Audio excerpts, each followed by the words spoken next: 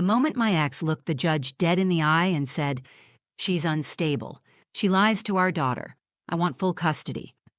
I felt the air leave my lungs. He said it so calmly, like he was stating a fact. And the judge, she looked like she believed him. I wanted to speak. I wanted to scream, cry, explain, something. But nothing came out. I sat there, heart racing, frozen in that hard courtroom chair while the man who used to tell me he loved me painted me as a danger to the one person I love more than anything, my daughter.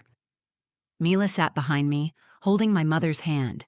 She's only 7, but she watched everything. Her wide brown eyes locked onto mine. She could see it. She could feel it. I was drowning and no one was throwing me a rope. Damon, my ex-husband, wore a navy blue suit like he was about to give a TED Talk. Calm, smooth, perfectly rehearsed. The same man who used to scream at me in the car over the wrong takeout order now sat in front of a judge, looking like the picture of responsibility. He was charming. He always had been. That was the problem. The judge asked me if I had anything to say in response. I opened my mouth, but all that came out was a shaky breath. My lawyer glanced at me, silent. The courtroom was dead quiet. My hands trembled. I was about to lose my daughter, and it felt like no one could see what was really happening. Then I heard a voice, small, clear and steady, from behind me. "Your Honor, I brought a video from Daddy's phone. I think you should see it." Everything stopped. The gallery turned. The bailiff looked confused. Damon's face drained of color. And for the first time that morning, Judge Harmon looked surprised. Mila stood up, still holding her pink school tablet in both hands. She wasn't crying. She wasn't scared. She looked braver than I'd ever seen her. She walked up to the front, past the wooden benches, past the man trying to take her away from me, and handed the judge her tablet. I didn't even know she had it with her. I didn't know what she recorded. I didn't even know she knew how to record on Damon's phone, but I knew something had just changed. The judge took the tablet. "What is this?" she asked. Mila's voice was soft but confident. "From last weekend, Daddy said those things when I was supposed to be asleep, but I wasn't. I heard him, and he was really mad. And I thought, if you didn't believe Mommy, maybe you'd believe him." My heart cracked open. My daughter had done what I couldn't. She stood up. She spoke the truth. And suddenly, the courtroom, the place where I felt the smallest, belonged to her.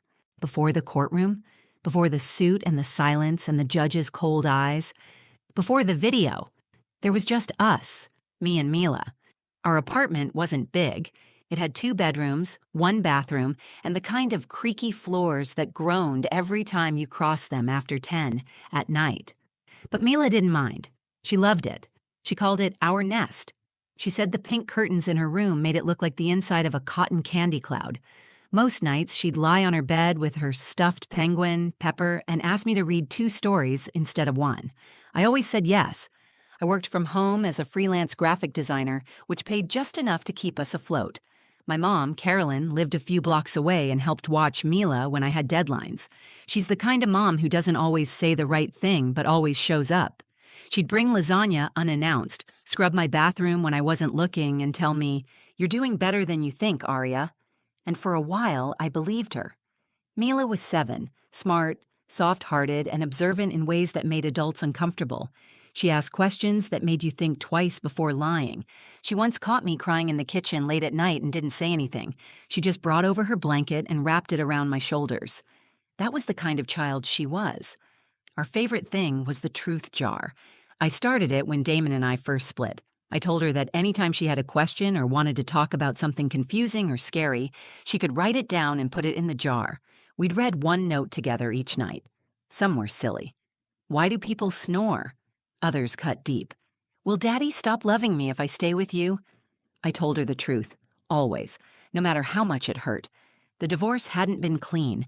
Damon wanted control more than he wanted custody. He agreed to joint custody on paper, but in practice, he pushed for more. He questioned every parenting decision I made, criticized what I fed her, complained if I picked her up 2 minutes late. And during his weekends, Mila would come home withdrawn and quiet. Sometimes she wouldn't talk to me at all until Tuesday. I brought it up in court, but Damon knew how to present himself. He was a former college athlete turned sales executive, the kind who made people laugh and remembered everyone's name. He wore confidence like a second skin. In public, he was all smiles. In private, he could snap over spilled juice or a missing charger. I kept track. I documented everything: emails, messages. I had a folder full of texts where he accused me of being unstable, where he called me names no child should hear their father use about their mother, but I never showed those to Mila. I thought I was protecting her. One night, after a particularly tense drop-off, Mila asked if I ever got scared around Daddy. I paused. She looked down at her cereal and said, "I do. But I think I'm not supposed to say that." That night, I couldn't sleep. I stared at the ceiling and wondered if I had failed her by not fighting harder, by trying too hard to keep things peaceful. A few weeks later, Damon filed for full custody. He said I was emotionally damaging Mila, that I lied to her about him, that I couldn't provide stability. His lawyer submitted statements claiming I was erratic, unreliable, and mentally unfit to co-parent. When I read those documents, my hands shook. I had to sit on the floor. Carolyn sat beside me, held my wrist, and said, "You have the truth." That's enough. I wanted to believe her. But in court, truth isn't loud. It's buried in evidence and twisted into strategy. Damon's lawyer painted a picture of a woman unraveling. My lawyer told me not to get emotional, not to speak unless asked, not to interrupt. But inside, I was screaming. Mila saw it all. Every tear I tried to hide, every time I whispered, "It's going to be okay," even when I wasn't sure it would be. I didn't know she was watching that closely. I didn't know she was listening. I didn't know she was planning anything at all. She was only 7. But somehow she understood what none of us had said out loud. She knew the truth mattered, and she knew the court needed to see it for itself. The custody hearing was set for a Monday morning. I barely slept the night before. Mila had fallen asleep clutching Pepper, her stuffed penguin, and I sat beside her bed until sunrise, just watching her. My chest felt heavy, like something was pressing down on it. I knew this wasn't just a legal matter. It was a fight for her life as she knew it, for the one thing I had poured every piece of myself into protecting. That morning, my mom came with us. She wore her church scarf, the silky one she only pulled out when she needed courage. I think she knew I didn't have much left in me. Mila wore a blue dress with sunflowers on it and packed her school tablet in her backpack like she always did. She didn't say much in the car. She just stared out the window, humming a tune I didn't recognize. When we walked into the courthouse, Damon was already there. He was wearing the same navy suit he wore to our wedding rehearsal dinner, only this time there was no warmth behind his smile, just calculation. His lawyer stood beside him, clipboard in hand, perfectly groomed, speaking in low tones that sounded rehearsed. Damon turned and looked at me, then at Mila. He smiled and waved like nothing was wrong. Mila didn't wave back. The courtroom felt like a stage, everything polished and cold. My name was on the docket, Damon's too. But the person being judged wasn't just me. It was the version of me he had created on paper. When Judge Harmon entered, the room fell into a quiet tension. She was tall, middle-aged, and didn't waste time. She looked directly at Damon's attorney and said, "You may begin." His lawyer started painting the picture immediately.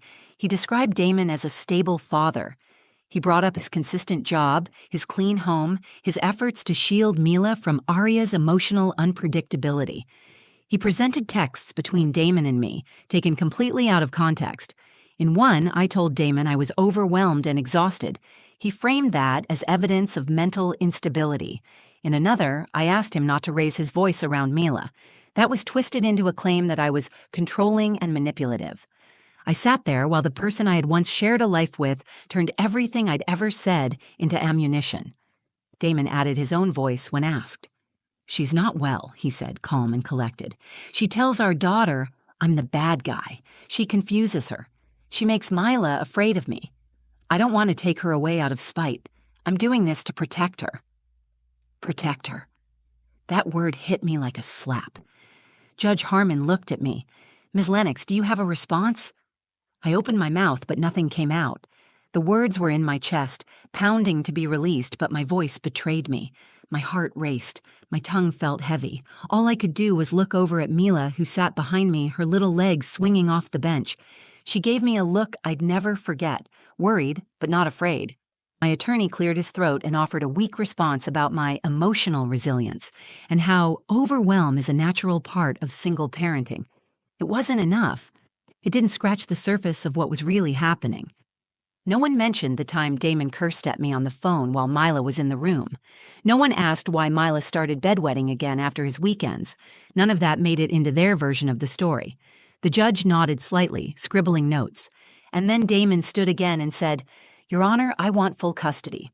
I believe my daughter is being emotionally harmed, and I don't think shared custody is in her best interest anymore." I felt the walls closing in. My breath shortened. My hands clenched the arms of my chair. I looked at Mila again, unsure how I could protect her from what was unfolding right in front of her. That's when Mila let go of my mom's hand, stood up, and walked forward. She didn't ask for permission. She didn't hesitate. "Your Honor," she said, "I brought a video from Daddy's phone. I think you should see it." The room fell still. Damon's face went blank. My mom gasped. I turned in my seat, eyes wide. Mila stood there, holding her school tablet, shoulders square, voice steady. Judge Harmon looked at her. "Excuse me?" Mila held the tablet up a little higher. "It's from last weekend. He didn't know I was awake, but I was. I heard what he said, and I thought it might matter." No one spoke. Not Damon, not his lawyer, not the judge. And for the first time since the hearing began, I felt something shift. Mila had brought more than a video. She had brought the truth into the room, and everyone felt it. Mila stood in the center of the courtroom holding her tablet like it was a shield. Her sunflower dress looked a size too small, the hem grazing her knees, but she didn't fidget. She didn't look back for reassurance. She stood alone, facing the judge.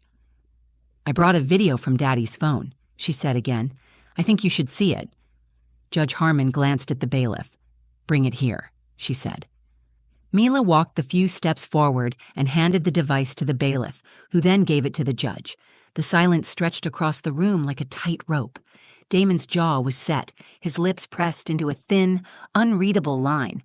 His lawyer looked from him to the tablet and back again. Neither of them moved. The judge turned the screen toward herself and tapped the play button. For a moment, there was nothing. Just the sound of ambient noise, the kind of distant hum you hear late at night when the world outside has gone still. Then came his voice, loud, harsh. Not the smooth, composed tone he had used just minutes earlier in court. It was unmistakably Damon. He was yelling, "You think you're so smart, huh?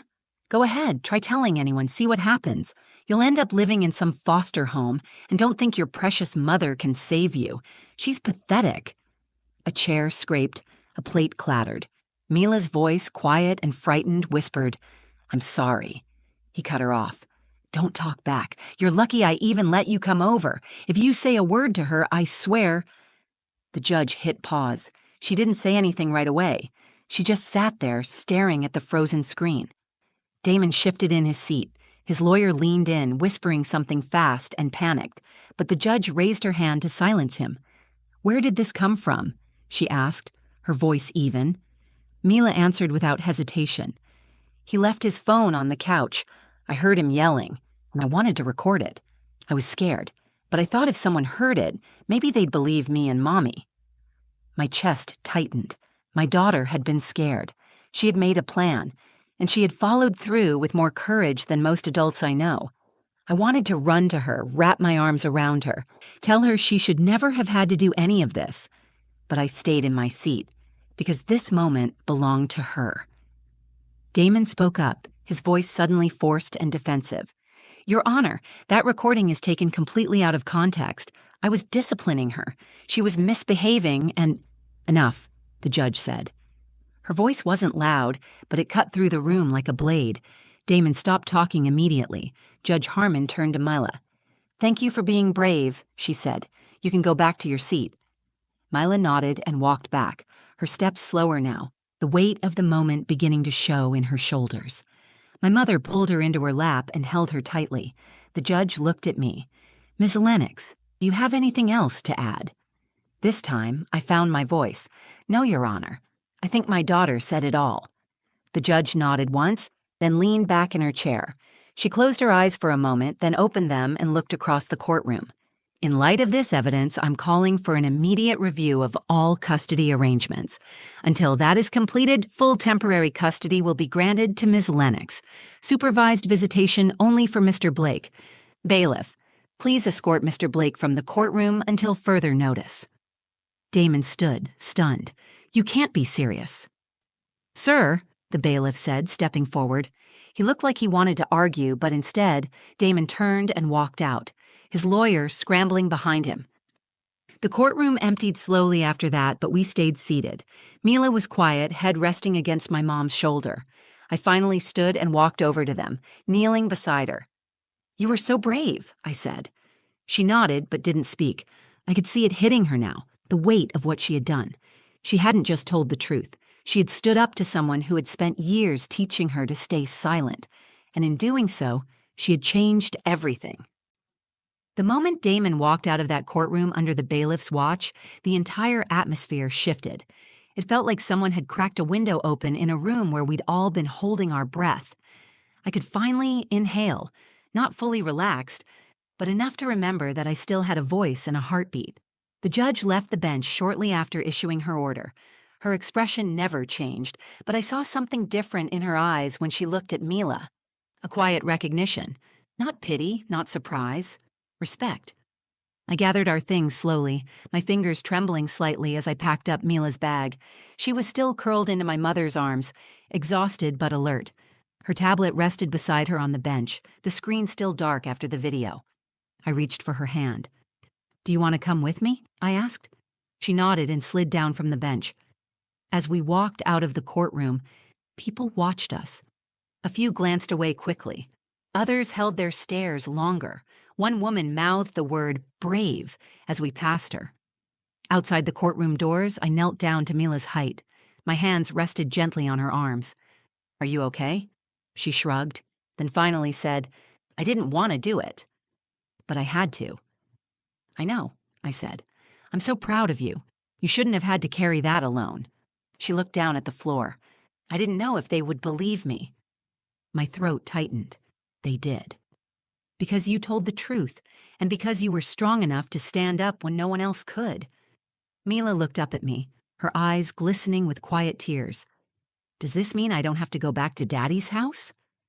I pulled her into my arms, holding her as tightly as I could without breaking her. You're safe. That's what matters. The court officers gave us a few more instructions, including a temporary supervision schedule for Damon. He would be evaluated by a court-appointed counselor before any further access to Mila. It wasn't over. There would be more hearings, more documents, more days in courtrooms that felt like battlegrounds. But the hardest part was behind us. That afternoon, we went straight to my mom's house. I didn't want to be alone. I didn't want Mila to go back to our apartment and feel the silence that sometimes echoed too loudly in small spaces. My mom made soup, even though it was warm outside. She always made soup on emotional days. She said it gave her something to stir when everything else felt out of control. Mila sat at the kitchen table drawing a picture with crayons while I filled out more court paperwork on the couch. At one point, she walked over and handed me what she'd made. It was a picture of two hands holding a heart. Underneath, she wrote in big, uneven letters, "Truth is brave." I cried then, not the quiet, hidden kind, but the kind that comes from deep inside your chest when the pain has finally found its exit. Mila didn't say anything. She just sat beside me, leaning her head against my arm. That night, before bed, we went back to our truth jar. It had been collecting dust for a few weeks. I held it in my lap while Mila sat across from me on her bed. Do you want to go first? I asked. She shook her head and pointed to the folded note on top. I opened it and read aloud. What happens when the truth hurts people? I looked up at her. Did you write this? She nodded. Her voice was quiet. I didn't want to hurt Daddy. I just didn't want to be scared anymore. I reached across and took her hand. The truth can hurt sometimes, but silence hurts more. What you did today didn't hurt anyone.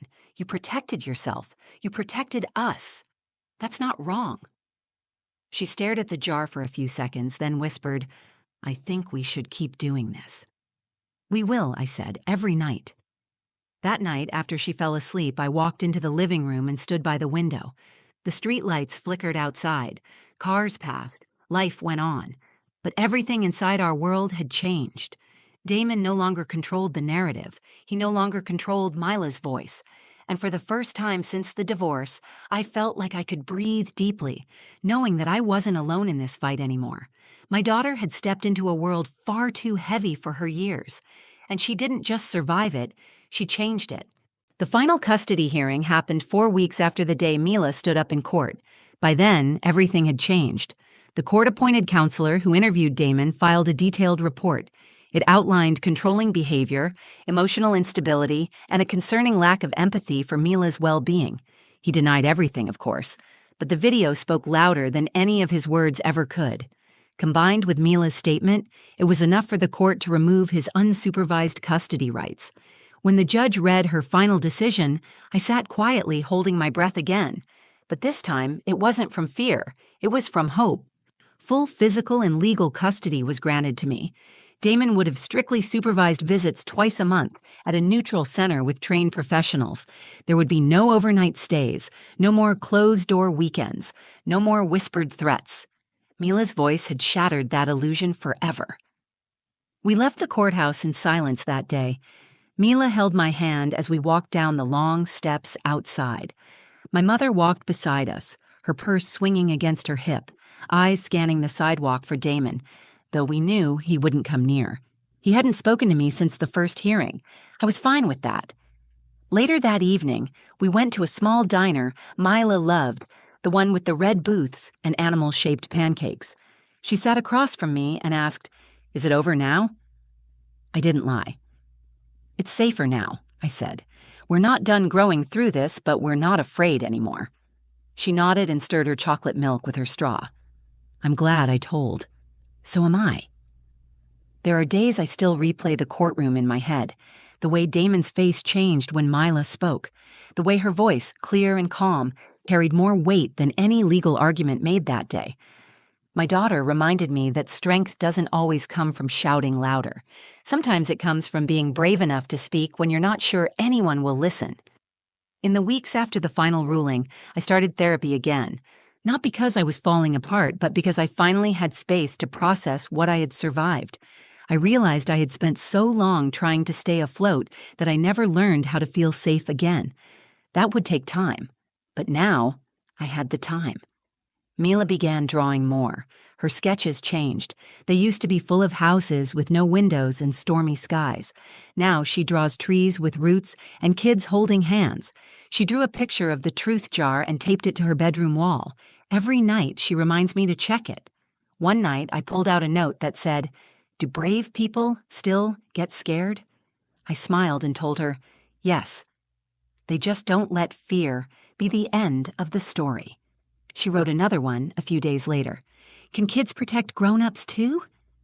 I looked at her and said, "You did."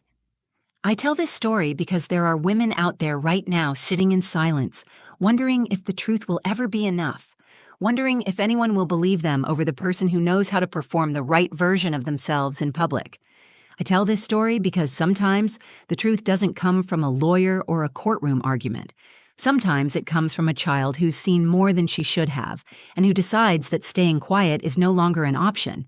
I used to think being a good mother meant shielding Mila from everything hard and painful. Now I know it means standing beside her through it, teaching her to tell the truth, letting her see me cry, then showing her what it looks like to get back up. We still have our hard days, but they don't define us. We are not the scared versions of ourselves that Damon tried to trap us in. We are loud when we need to be. We are quiet when we choose to be. And we are free. Mila saved us both that day. She didn't just bring the truth into that courtroom. She brought the light. And for the first time in years, I didn't feel like I was losing her. I felt like I was meeting her for the first time. If you're still here, thank you for listening. This wasn't an easy story to tell, but I believe stories like this need to be told, because somewhere out there, another mother is sitting in silence, thinking no one will believe her, and maybe she just needed to hear this. If this story moved you, please like the video, share it with someone who needs it, and leave a comment. I read them, and they mean more than you know. And if you want to hear more real stories, raw, honest, and full of heart, subscribe to the channel and turn on notifications. There's more to come. Thanks again for being here. Stay brave, stay kind, and never forget that the truth matters.